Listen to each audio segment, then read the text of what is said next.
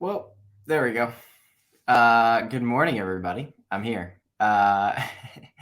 It's Wednesday, May 25th. We're live. My name is Matt, and we are back for another episode of Wake Up Legendary. Hope you're doing well. If you're newer to our show, or if this is the first time, maybe you just randomly found this and you're tuning in, and whatever. You can text the letters WUL. So you would actually just open a little text message and it would say WUL in the body of the text message. So there you go. See that? WUL. Now, autocorrect might get you sometimes, so careful. But you'll type it in and send it to 813-296-8553. It'll look something like, well, I lost it. But you get the point. Send it. And every single morning, here's what you're going to see. You're going to see a little text message that shows up at 10 a.m. Eastern every single day. It's going to look something like this. Okay. And all it is it's a little reminder. In fact, mine just came in right now. It's just a little reminder. You can tap the link and you can join directly from your phone. It's super easy. It makes never missing an episode super easy. And the reason you should always be tuning into these, if you're going through our 15-day challenge, or if you're in any sort of our training, the reason you should be so dialed into these Wake Up Legendary shows is because it's with totally normal people just like you, just like me. People who got started, a lot of times they'll come on and they'll be like, hey, I didn't know jack squat about how to start any sort of online business. Okay. I don't have business experience. I barely went to college.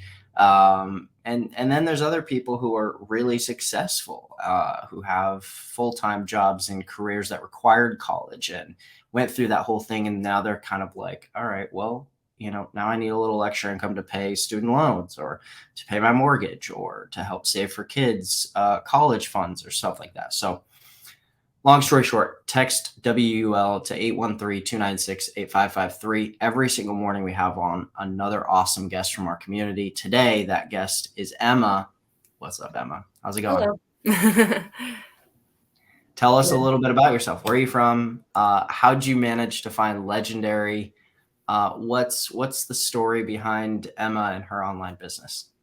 Wow. Okay. So I'm originally from California, but I'm in Las Vegas. Cool. What set me up to start affiliate marketing and start an online business? I had been looking for a way to create passive income for a long time. Like, this started maybe like 5 years ago, I think.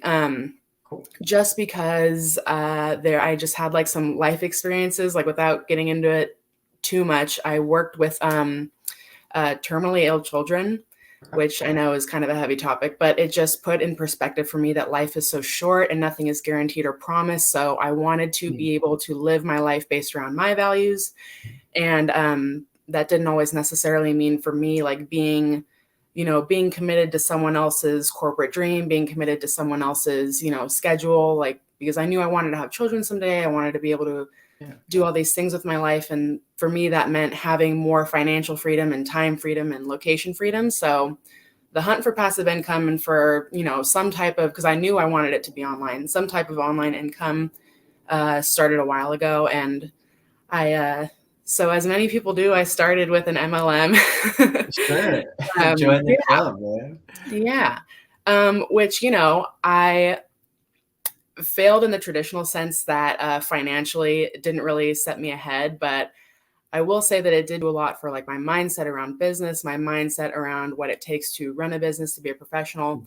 So I am happy that I took that away from it. But yeah, after I stopped doing that, I just kept looking, and plenty of things come up. Like, when you look up, if you were to go and Google, like, online side hustle, there are things like drop shipping, and all that. Everyone's seen them. And it's so funny because a lot of the Wake Up Legendary that I've tuned into, like, I hear the exact same phrase. So I'm just going to say it, and it's probably going to sound familiar, but scrolling on TikTok and saw someone Right. was talking about affiliate marketing.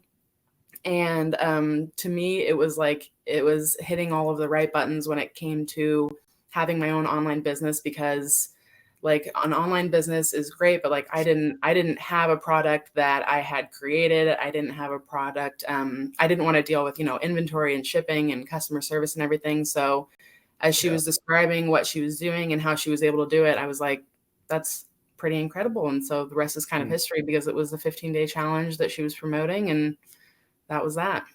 Wow, super cool. How long ago was that? I took the challenge in November of 2021. Wow, sweet. Yeah. Yeah. That's super cool. Yep. And then as you went through the challenge, you've already been through an MLM. So you said something about the MLM. Mhm.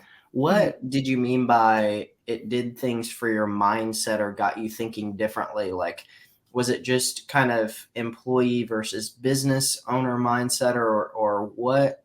Because it's always good to take away something from. I started with MLMs too, right? Yep. And it's sort of one of the easiest intro. I don't know Sure. why. Um, it seems easy or something. I don't know. Yeah. But what did you take away from that experience? And in terms of what you said, Sure. So like I know like a lot of like when people think of MLMs, they think of like, I mean, typically it's very like hype up, sign up, pillage the village. Like it's very kind of like based on like they really get you based on like emotion. They get you very excited.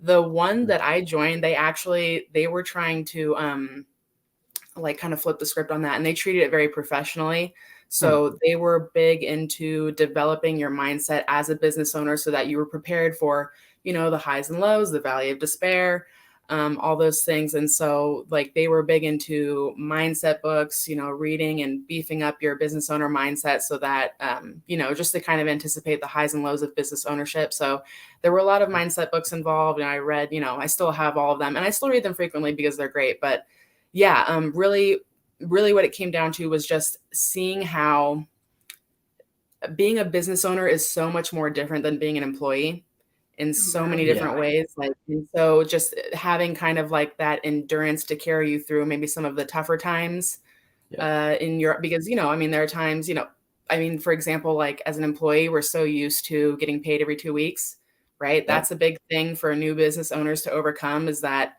you put in two mm, weeks worth of work, well, you're not necessarily going to get paid. Right. yeah, So that's, yeah, just things like that, that kind of helped, mm, that I feel like continue to help me to push through when there's like dry spells or, maybe some self doubt and things like that. That's, I feel like what maybe I have appreciated the most taking from all that experience in an MLM. yeah. It's a different world. It's a different game. It's a totally different thing, but also it's like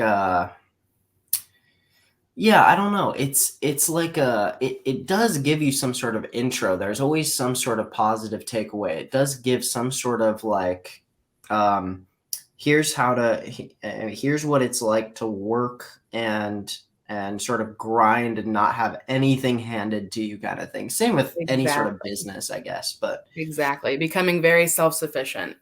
yeah, right, right, right. Mhm. So throughout, you've got your full-time job, you're working.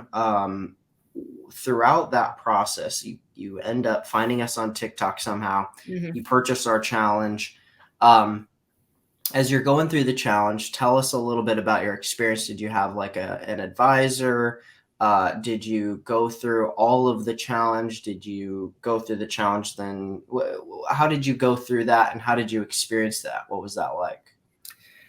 Yeah, sure. So I was, yeah, I mean, I bought the challenge and started it pretty much immediately because I was very excited, very eager to just learn about, because I had zero knowledge of affiliate marketing prior to finding the challenge. Like I had never heard of it. So it was kind of like on a whim. I was like, $7. I mean, what do I really have to lose, Sure. So, yeah, so I started it right away, and I Yeah. was, I mean, like the way that it's set up is great, honestly, because, for, it's a lot of information to take in, especially if you've never heard of affiliate marketing before, but to be able to go back and watch the videos multiple times, to have it set up almost like a class. Everyone's learning style Mm, is different, but my learning style, I so appreciate the way that it was set up, because I was able to go back mm, and reread, review, rewatch. Yeah. talk with the advisor that was available. It was great. It didn't take me the longest part was just, like waiting for those appointments before you could get the next day and the challenge opened up. And I mean, that was only once or twice that I had to wait a couple days, but other than that, plowed right through it. And it was, a lot of information but it was great because there's so many resources and so much knowledge in there that's made available to someone that by the time I was done with it, I felt very confident in having like the foundational knowledge to set up and start my own affiliate marketing business. And then on top of that, business blueprints just like beef that all up and help me to really get started. So it was amazing. I thought that it was very well done.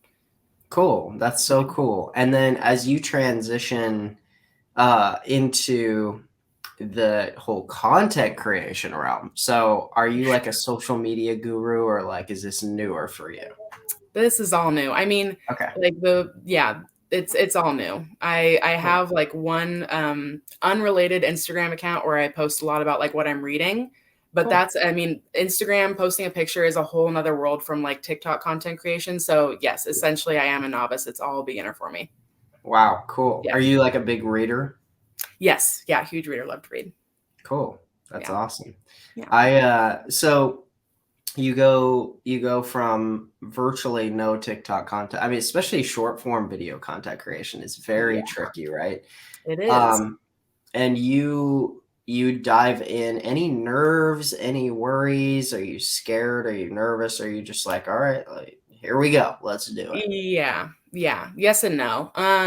It's always like I feel like really like most of my nerves come from like putting the video out there and feeling like, oh my gosh, I feel like I look like such a dork, which is fine. As far as like nerves around, I don't know. I feel like I see a lot of people come to me and like ask like nerves about like, like getting negative comments and things like that, which is fine. It's going to happen. But as far as putting out content, like what my content is about, affiliate marketing and how to get started in affiliate marketing, I think it's just all about being rooted in what you know, because the people that come on and make silly comments, they don't actually know what you're doing. You know what you're doing. And if you're rooted in that, then you're not, it's just kind of water on a duck's back. You just let the people on the internet say what they're going to say. Sure.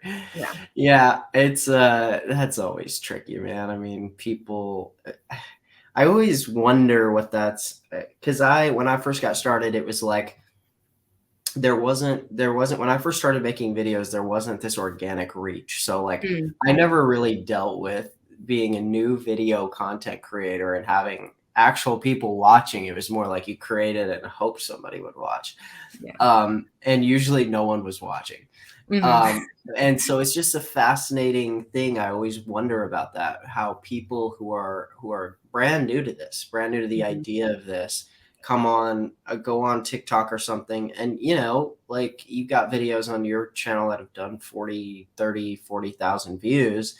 And you get lots of engagement, lots of comments, lots of people looking in, giving their unsolicited opinions, which that's social media. So, Yeah. yeah, I always just wonder how people deal with that. Not deal with it, but how they perceive that and stuff. So, what's been like your content creation? Do you have a schedule? Are you just kind of post on a whim? Like, what's been your system? How are you running your business?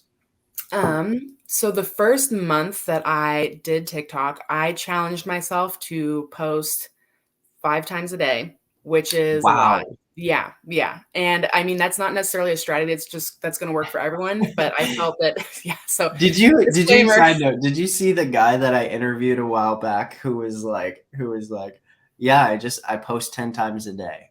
Oh And I my was God. like, you come again? What? And he was like, yeah, no, dude, I post 10 times a day. Did you see that? Amazing. No, I don't I know how missed long that one, ago. but that is incredible It because might have been five a times a while. day, there were some days I was like, oh my goodness. Yeah, 5 a day is a lot. Yeah. 5 a day is a lot. I usually tell people like, hey, just focus on good content.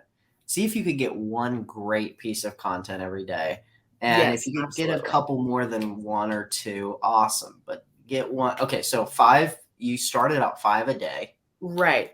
just because I felt that in the beginning, being totally new to this, I felt that if I was shooting for 5 a day, it was going to help keep me accountable as far as posting went and as far as Mhm. creating content to post. Because, I mean, I feel that that's really the key for people that are wanting to get started on TikTok with content creation is to like, I don't know if everyone out there has heard the term batch create, but Mhm. I feel that that's the way to do it if people are worried about like being able to get videos out on a consistent basis, to just when you have some free time, block out some free time, create some free time, and record just a whole bunch. You don't have to sit and edit and post them all right then and there, but then you have them Right. in your drafts. You're able to edit and post as you go.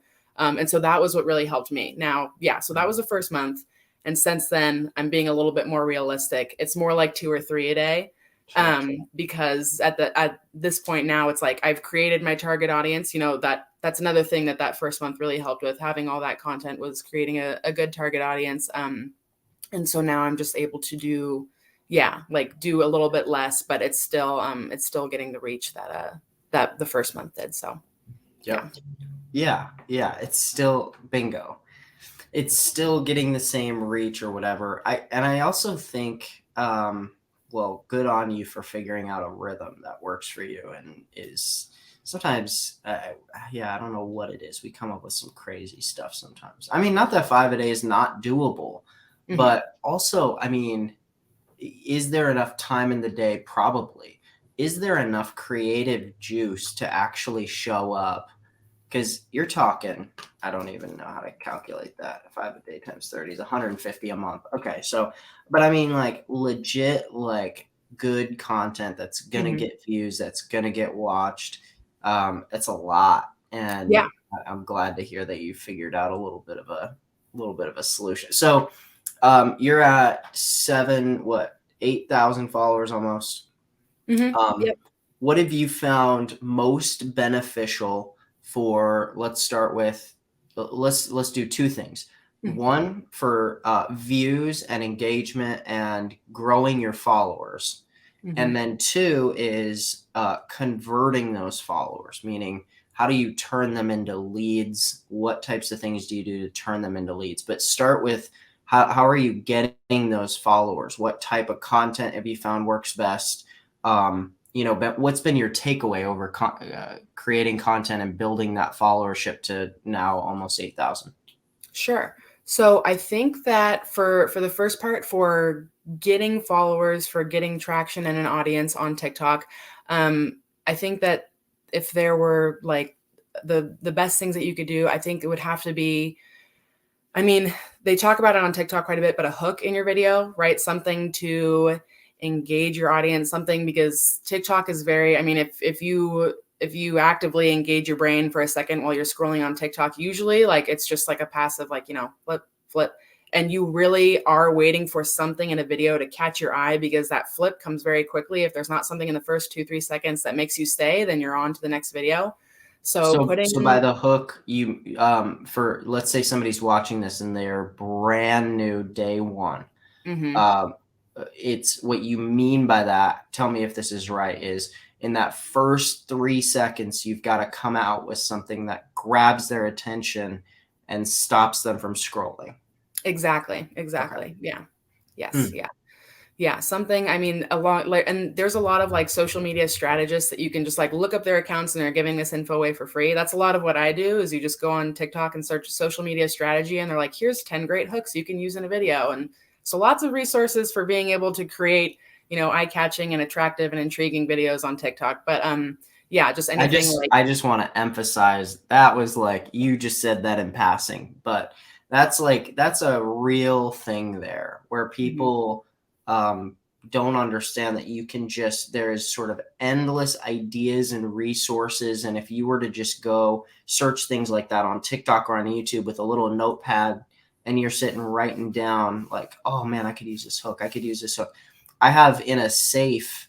I don't know why it's in a safe, but in a safe very important. here in our house, I have this notebook from when I started online, Mhm. and it has notes, written notes, handwritten notes that I took at a conference in 2011 about headlines and copywriting and highlighting certain words in your headline and underline on a website and split test and all this stuff from, I guess 11 years ago.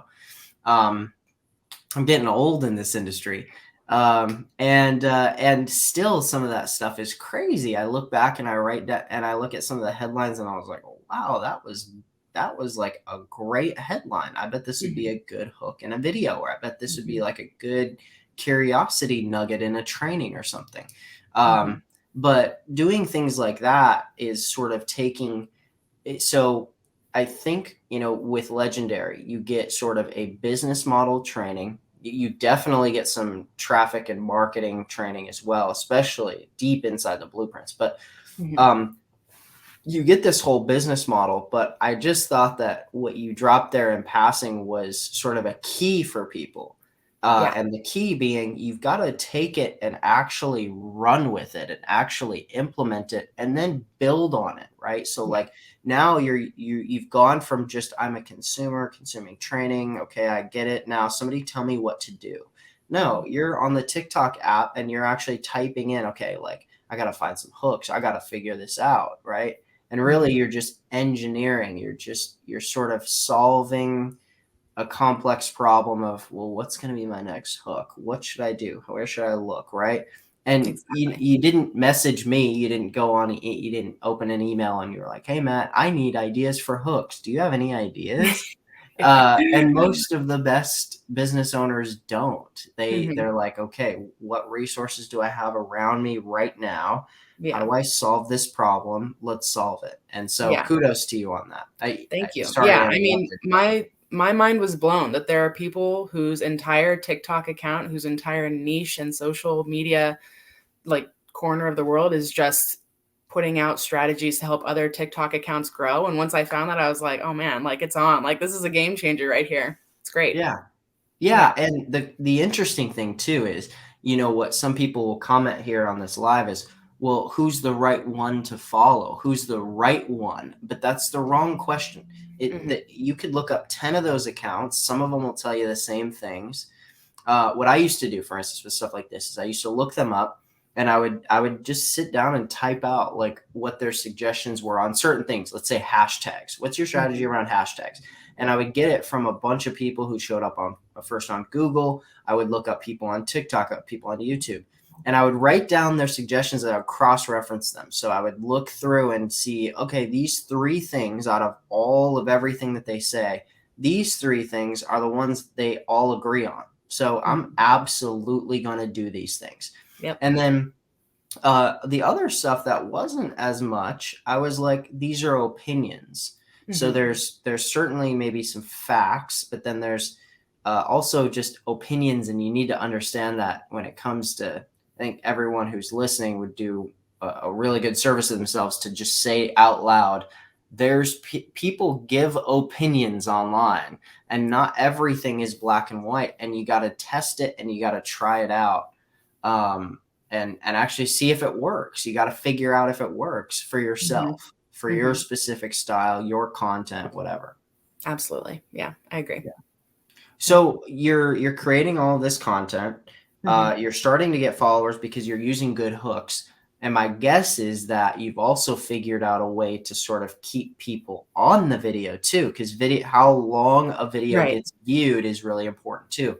If you have a great hook that says, I'm going to show you how to make $1 million in 3 seconds, and then right after that, it goes into just, talking, you're kind of blabbing and you're talking slow and you're like, well, maybe not 3 seconds, maybe like 3 years. And people just swipe. They're like, what an idiot, What do you do after that hook that you feel like has been successful, or why do people? You don't wake up to 40,000 views magically or by luck. What have you done to keep people's attention? One thing that I found actually really works for a video is to like if you were giving the hook, like you were going to answer a big problem that someone is having, like did you know that you can solve X by doing Y? And then I say, here are 3 things that I did to help me solve my X with Y, you know? And then Mm. going in a list format. People really seem to like lists. I love lists. Just very concise bullet point information that is easy and kind of brief and quick because they're able to ingest it quickly, right? It's coming in easy, short form, just bullet points they can take away and say, okay. And that way it's not, you're not like giving like a long rambling monologue of, well, you know, I started out by doing this and then blah, blah. People want to know that you can give them the answer to this great question that you've posed. And they're like, wow, I really want to know how to do that. Oh, and she's going to give me the answer and just like ABC, you know, that's very attractive. And I think that the list format is, I think, one of the most successful formats that I do in a video. I feel like that when I look at the data on the videos, those seem to have the longest watch time, which Oh, is important. Watch time, like, you know, TikTok, I can't think of all the analytics they give you on the video right now, but they give you like the total watch time of your video. They'll give you, you know, how long the average watch time is, right? yeah. How long, you know, if you have a 23-second video, people are watching on average 18 seconds. That's great information. So yeah, I found that list format, bullet points is a good one for people to stick around and see more of your video. Wow. Hope everybody caught that. Go if you're watching as a replay, rewind and go back and listen to that. Mhm. But you are right. That is a marketing. I've read so many marketing books in my past, and lists, things like that, like top 7 ways, like Yeah. all of those Yep. things, and people love it's. I don't know. It's just human psychology. I don't know why people love Yeah. that so much, but Yeah. I think it's so, just compressing like a whole lot of information. Like you're posing a big question, and then you're able to compress all of that valuable information into just like, here's like, you know, 4 steps. And people love that something so big that they perceived as so big is now just 4 steps. yeah. Yeah. Totally, totally. I you know, one other thing that I see you doing before we move to how do you turn them into leads and purchases. Um the other thing that I see you do on your videos is it seems like you have your little headline or hook in text at the start Mhm. of the video too. Mhm. Like a sticker or just, you know, like you'll actually just type the words out on the screen. So somebody's like scrolling and they are immediately drawn to that little sticker or words that says like is this the weirdest side hustle ever, or is Mhm. this like uh you know, these are the top 3 ways to or here's the one secret to getting your dog to stop barking, or Exactly. you could shed 20 pounds in 30 days by not eating this one food, right? Or Mhm. something like that. I think that that's super powerful. And I don't know if you've ever seen this account, but this is a really cool account to follow for everybody who's here. I'll share my screen real quick, just to get ideas about hooks. It's in the weight loss niche, and it's kind of a weird. uh, I don't know. It's just kind of a weird. Let me see if I can find it. Here we go. It's kind of a weird account. So, if I zoom in a little bit, it might be a little more helpful. There we go. So this guy, his account. Have you heard of this account? I have not, no.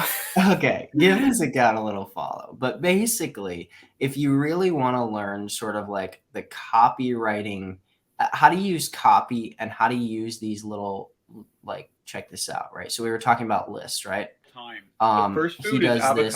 He avocados. does this Avocados are video like nature's here, perfect food. They are very low in carbs and they're where also he filled just with lists vitamins and off minerals. 5 They of the also contain healthiest something known foods as of oleic all acid, time. which I mean, talk about not needing, you don't even need to be an expert to deliver something like that. You could Google search what are the top 10 healthiest foods and choose 5 of them, right? Or something like that. Exactly. 5 Exactly. foods you should never eat again. But for anybody who's on here, you know, 5 foods you should never eat if you want to lose weight. I know I've been watching this account for a while, and I'm curious what people do with their accounts, so I watch these sometimes. He's posted this video multiple times to this channel. It's got Mhm. 736,000 views. But these little stickers, right as you start the video, that show up, people immediately, they might not like this dude's face, 5 foods they you should might not think he's cool, whatever, but it's just him. And if you watch these videos long enough, you're going to see that that this guy is reading basically off a teleprompter in what appears to be a pretty dumpy apartment in God knows wherever he is. I don't even know. I mean, who knows where this dude is? But I will tell you this. This little unknown strategy has earned him 540,000 followers, and he's an affiliate marketer who's promoting products on ClickBank. So there you go. A keto product. There you go. And, I don't know if he's the prime example or whatever, but I will say that he uses those hooks and those stickers. And I noticed you did that too. And I noticed a lot of the best content creators, that's what they're doing, is they use right away that lead in. It grabs people's attention, hooks them in, and then they move them into a compelling list or a piece of content or something. Right. Yeah, definitely. I think that's all just like, I mean, kind of what you were talking about, just the human brain. Some people we're all wired a little bit differently. And so certain people are just attracted to different things. When you're scrolling, maybe it is, some flashy sticker on the screen. Maybe it is, words. It's not always going to be the person's face or voice that's on the screen. Some people might just go, meh. But if there's something pretty on the screen, something flashy, it's kind of, there might be like, oh, it might attract their attention. So you kind of just like throw everything out there at once, like what is going to attract everyone's attention, and then the people that are going to stay. Yep, totally. Yeah. And the other cool part that this does, it also, by doing that, and I think this is really sneaky, and I think this is super sneaky, is when you do that right away and you give that hook that's super relevant to the content and also to your channel, typically the only people who are sticking around are people who are actually in the niche that you're trying to sell to. And so now you're building inside of this algorithm. The algorithm's just collecting these pools of people to show your videos to. And that begins to get very niched in and very focused. And now you've got this captive audience where this is why going live is so powerful. This is why posting, occasional longer videos about you or your journey or where you're at in your business or where you're at in your weight loss journey or where you're at in your dog training journey or whatever it is because at some point down the road, no matter how many times you've posted, at some point, your audience is going to be so dialed and so focused and so curated that you go live and you're talking to your ideal avatar 100% nonstop. And they're sitting there watching and they're like, hey, I'm already ready to buy. Like, can you just tell me what I need to do? And sometimes we overcomplicate that process, but I just, man, the power of an algorithm or, a piece of software and an app to solve that problem for us is crazy. It's such an opportunity. Pretty amazing. So you get all these followers. How do you have a strategy? I'm just curious. Do you have a strategy for turning these people into leads? Do you give them calls to action? What types of stuff do you do for that? Yeah, I mean, I do try to put a call to action on every single one of my videos, and it's not. I feel like this is like the hill that I'll die on with this. Is that the call to action every single time doesn't have to be head to the link in my bio, right? Which obviously is like where eventually you would like for people to go, but truly, like if they are interested, they don't need help going and finding the link in your bio. It's the same on every TikTok profile. They know where it's going to be. I feel that, I mean, there are plenty of other call to actions that you can use. Like you can use, comment what you think, which, helps with engagement on a video. And then that's a content creation strategy that I have too, is that the more people comment, the more you can reply with video comments, and, generate more videos that way. But, you can say, comment, let me know what you think. Comment and tell me what your favorite blank of this is. Follow for more. Go to my profile and check out my other videos. There's lots of ways that you can, encourage your followers to engage. And it doesn't always have to be on an appropriate video. Yes, you can say like, this is exactly how I started. You can go to the link in my bio and check that out. Sure. But not every video like needs that on there. Sometimes it definitely, And again, I didn't know this right away. I kind of like learned as I was going, but there were some videos that I would just stick that on the end as I was learning. And then I was like that didn't really sound right. Like if I could go back and do that again, I probably wouldn't say go to the link in my bio because it just doesn't fit there, you know? Sure. Yeah. So I mean, that's yeah, definitely. I mean, using call to actions is they're great because they do, like, if your audience is watching your video and they're listening and paying attention, they will be compelled to like, oh, okay, follow, you know, oh, okay, Sure. comment, like, yeah. Yep. Yeah. And so yeah, I mean, I think that that's definitely one for engagement. Another thing that I just feel is like super important for nurturing the leads that I do get, for nurturing the followers and the audience that I do have, is just being very authentic. And what I mean by that is like, and again, this was something I learned as I was going, because starting out on TikTok, I think that, I mean, at least for me, when I was consuming TikTok content, like it looks like a lot of lip syncing. It looks like a lot of, you know, just like, right. And which is fun. I mean, those videos are, they're like fun to make and trends are fun to do. Like that's, you know, why not, why be on TikTok if you don't want to have a little bit of fun with it and do some of the fun trends and things like that.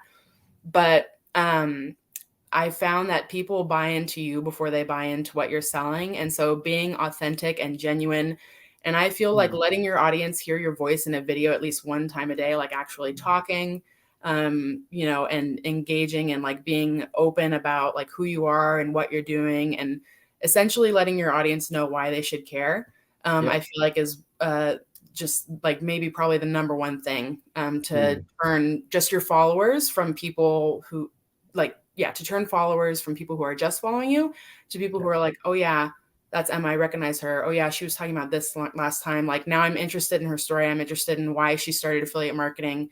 This is where she came from. This is where she's going. And that makes it makes, I feel that it makes the process like a little bit more human. It adds a human element and people like can relate to that more and then want to find out more. Wow.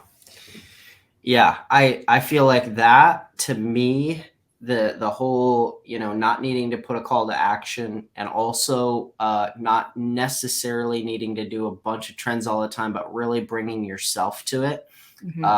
That to me sounds like you've really figured out who you are on social media, and that's really cool, because you start to hear yourself and hear the message and hear the thing, and rather than just be like, well, everybody else doing it, you're kind of like, that doesn't sound right for me. And that's the last two words there are big words not to be ignored. The words "for me."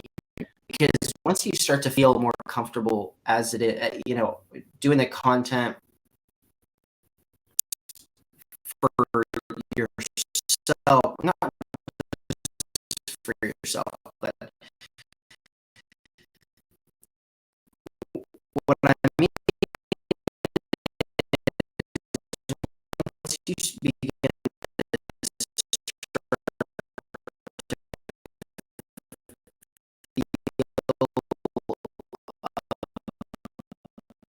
get more confidence, and you get more clarity on what you're trying to say and how you want this to come across. It opens up this sort of intuition, and what happens, I feel like, is that people begin to, the viewers, you know, look at your content and they're intuitive about that. Oh, like she's like not weird, awkward, or like just kind of found your voice and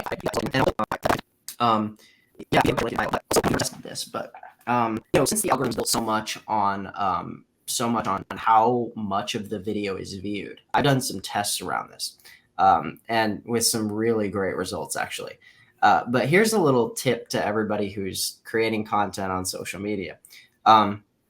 There's two things you can do at the end of the video that are not calls to action. They're total opposite. They don't give any instruction. But yeah, sometimes there's the option of giving a call to action that makes sense. But other times, if you're just going for a growth video, which is a video that's specifically, hey, I want to help my channel grow, meaning I want to get more people. What you can do is you can let the video go flow. And at the very end, you basically cut off the very last like 2 seconds or something. And as you're going, you're saying something like, what did I do this with? I did this when I created a video around how to make a t-shirt brand.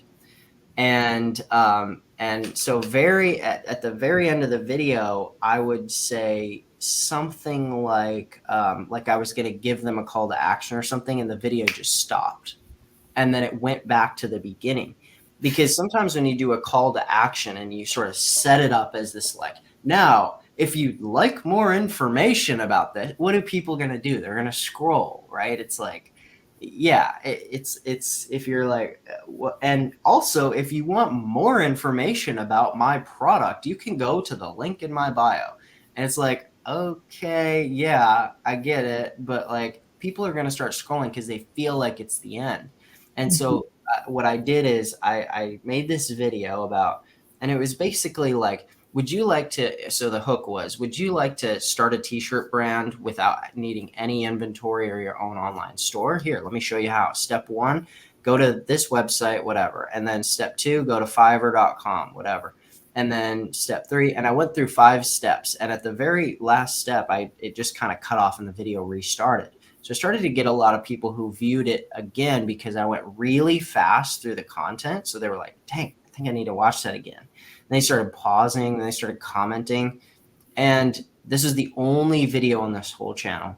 It was, the channel doesn't even exist. It might exist still. I don't even know what it's called anymore. This has been over a year ago. And that one video had 340,000 views. And it was like I spent a lot, like not a lot of time, but I spent a good amount of time, a couple hours on that one video. Just every clip I knew was going to be really good. I also in that clip I said Fiverr wrong. So I gave this as a little tip to our Blueprints people on Thursday. I said the word 5RR. And the amount of comments making fun of me for saying 5RR just destroyed and all of that engagement. They're like, did he just, and people would leave the comment. Yeah. I just ran to the comments just to see how, who caught that, me people love to let you know that you're wrong. right.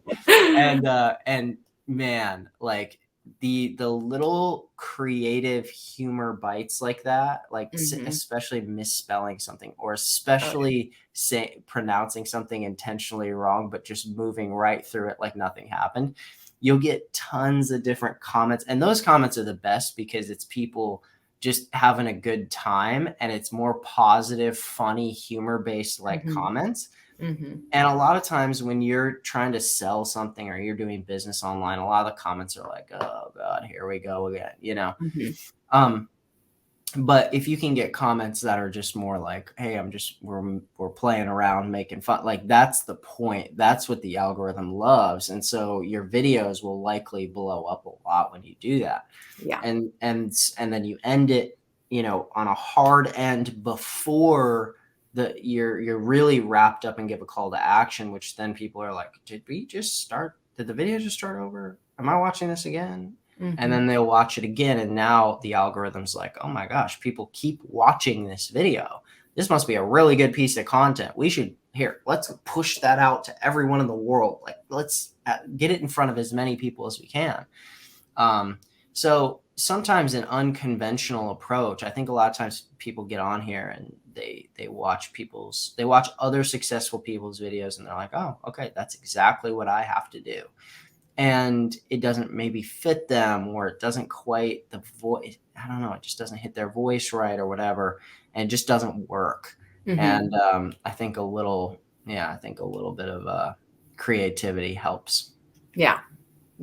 I mean, I don't think there's anything wrong with going on and checking out other popular, marketing videos in your niche, because it's great to get ideas, but then you definitely do have to go and make everything that your own, because it does. Your audience does perceive when you're doing something that you're not comfortable with and not, thrilled with. That does come through.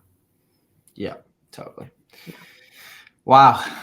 Well, Emma, thanks for all the gold nuggets today. I feel like like between the two of us, there was just a lot of good stuff there that people could take and right away jump in and get going.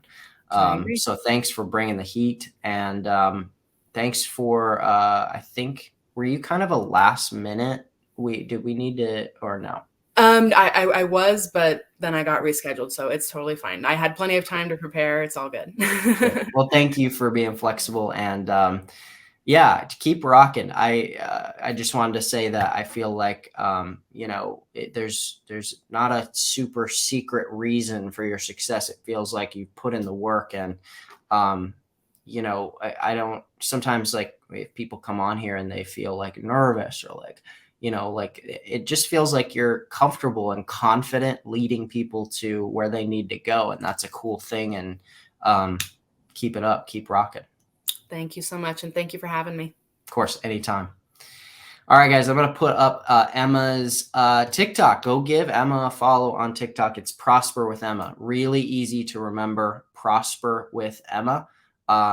Give her a follow on TikTok. Say, hey, I saw you on Wake Up Legendary. That was cool. I loved XYZ. What did you love about today's show? What did you hear from Emma that was a takeaway or a gold nugget that you're going to hold on to? And we'll be back here again tomorrow, same time, same place, 10 a.m. Eastern. As always, Emma, come back. Send us a message in a couple months. We'd love to have you back on. That would be super cool. And we'll be back here tomorrow on Thursday for another episode. Peace out, everybody. See you.